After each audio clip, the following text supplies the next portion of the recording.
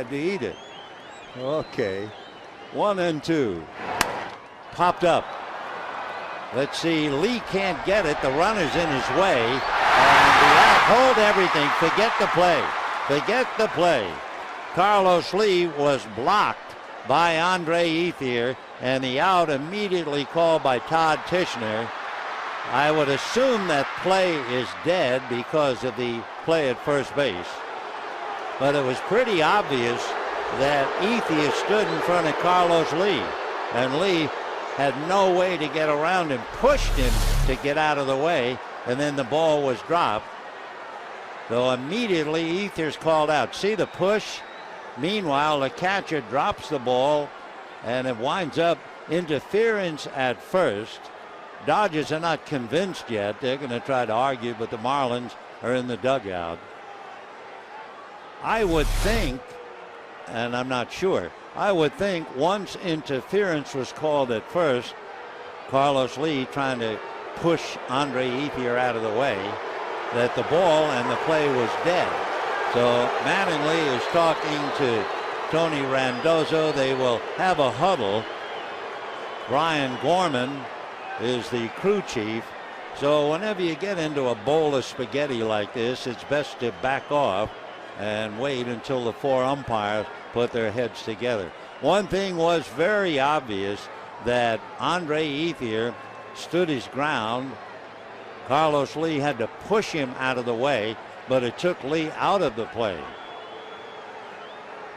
And remember, if you're thinking about the infield fly rule,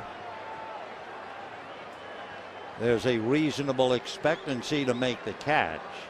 And there wasn't a reasonable expectancy when the catcher had to run 45 feet up along the first baseline to make a lunging try and couldn't make the play. So we shall wait with any more guesswork. Mattingly's going to have to wait. The umpires are not finished yet.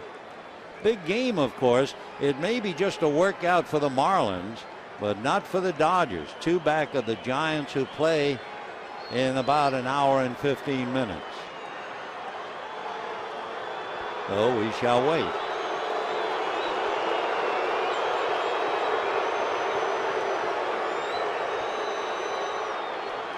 Tom Gorman, whose father, Tom Gorman, umpired so many years in the big leagues, is now breaking the news to Mattingly.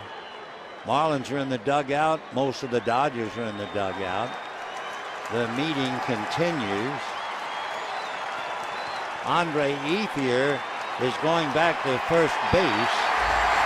Now they're going to call Ozzie Guillen out.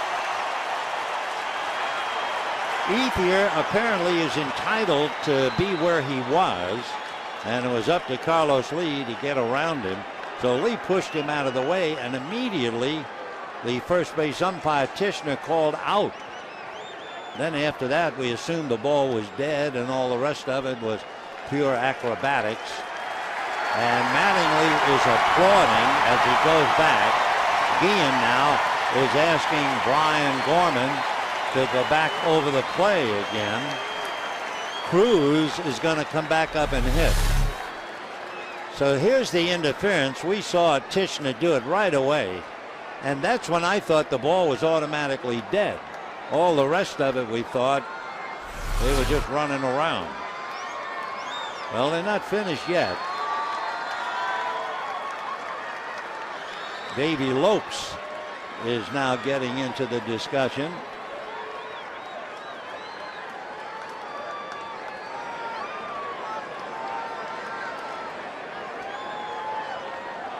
The Cruz came up with runners at first and second, and the first thing to call is the infield fly rule. However, remember, Lee couldn't make the play, and the rule said reasonable expectancy to catch the ball.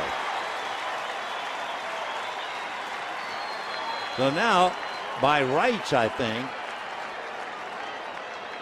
they're going to go back and call obstruction on the part of Ethier.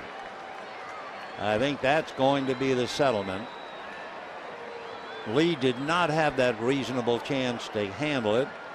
So when Tichenor raised his hand, he was calling obstruction. pretty hard to obstruct that big bull over there at first base. The guy who produces Brahma bulls in the offseason.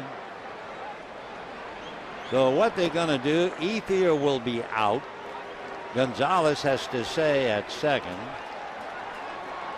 Since Cruz is going to be allowed to hit again, we assume we'll wipe away the pop fly and the infield fly rule and just settle on obstruction.